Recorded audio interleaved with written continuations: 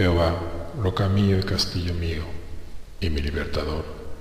Dios mío, fortaleza mía, en él confiaré, mi escudo y la fuerza de mi salvación, mi alto refugio. Salmos capítulo 18, versículo 2.